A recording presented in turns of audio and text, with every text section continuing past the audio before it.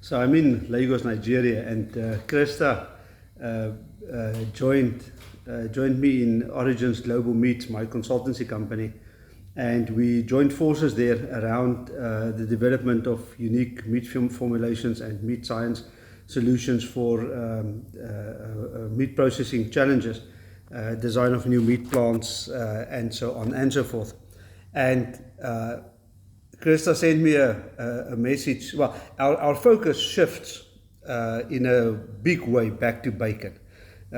Many years ago, I started the company Woody's Consumer Brands. I started that with Oscar Kleinfeld, but before that, I started the brand Woody's Bacon. And I did that for a couple of years, and then Oscar joined me, and we decided to create this company that would trade Woody's.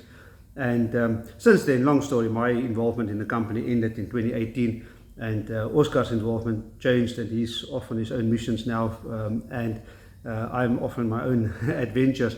And everything led back to bacon again the last couple of years, and it's one of the big projects that Christa and myself are involved with now. And so but Christa's approach to these things is a little bit different. She's a cultural anthropologist, and she's got a company that I'll feature her in I'll put the links and all those kind of things in as well. She looks at research dissertations and communication and those kind of things for the German market, and extremely good with that. She's doing her master's in anthropology. And it's actually around that we started our interaction, and I had several trips to Europe where we worked together on a couple of projects around the curing of bacon in Europe and old curing techniques and meat processing techniques. In any case, all of this kind of came together this year for us, and we saw a lot of commercial interest in that, and she joined me in Origins and in a company that look at equipment for Africa, Re-Equip Africa is the name of the company. So in any case, we, with a renewed focus on bacon, Christa sent me, she mailed me a story about bacon, her story about bacon. Of course, I wrote a book, Bacon and the Art of Living, that chronicles my own discovery on how bacon is made and the technology sets around bacon, and it was fascinating. It was the first 15 years of my professional meat processing life was spent on that. And then I received this, and Christa sent me a WhatsApp a couple of minutes ago, and she said, "Have you read this? And have you seen what I put on our website for Origins Global Meats?" And man, when I opened it, I was actually, there was so much tears in my eyes. I couldn't even speak to her further. It's just crazy.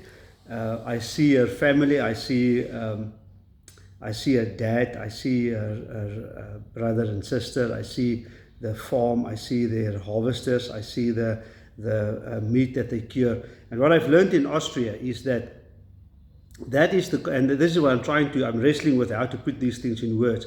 It is the heart of bacon, it is the heart of meat curing. It is the heart of European, the thing that makes the best about meat curing is found in Austria.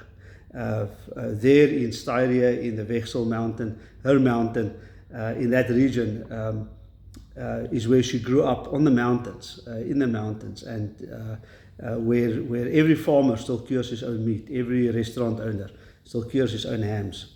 And it's a living tradition. It's not something that you just buy in the shop, which is made by big corporations. Cured meats, they speak cure meats fluently.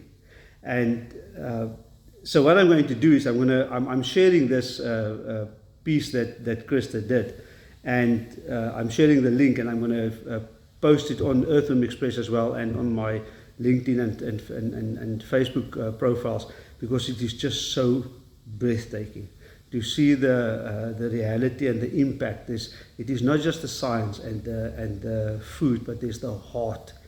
There's the heart behind this thing that oftentimes when you think about it, we don't realize how much heart is behind bacon, and how it's done in Austria.